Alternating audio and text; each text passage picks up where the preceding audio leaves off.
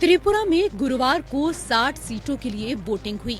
त्रिपुरा के पूर्व मुख्यमंत्री और बीजेपी सांसद बिप्लब कुमार देब ने गोमती बूथ पर अपना वोट डाला। इस दौरान उन्होंने कहा, हम किसी भी चुनाव को छोटा या बड़ा नहीं देखते हैं।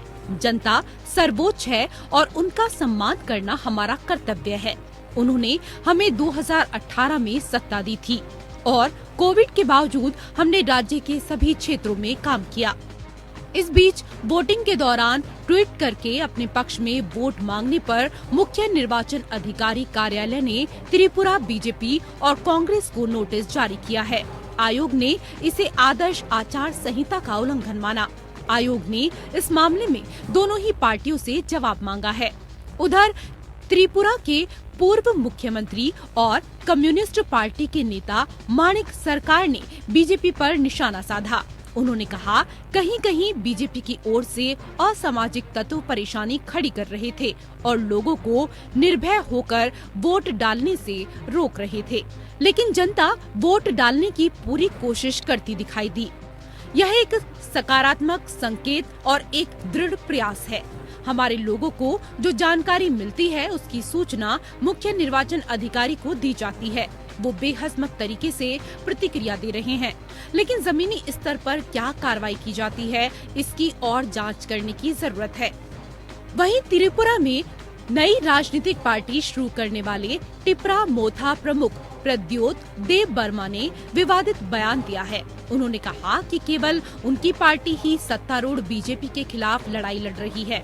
अगर उनकी पार्टी त्रिपुरा चुनावों में स्पष्ट बहुमत हासिल करने में विफल रहती है तो वो बीजेपी विधायकों को खरीदने के बारे में सोच रहे हैं।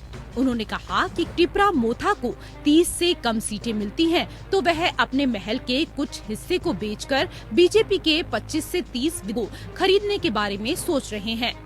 वर्मा ने कहा कि उनके पास पैसा ही पैसा है। ऐसा क्यों माना जाता है कि केवल बाकी दलों के विधायक बिकाऊ हैं? सिर्फ इस सवाल क्यों उठाए जाते हैं?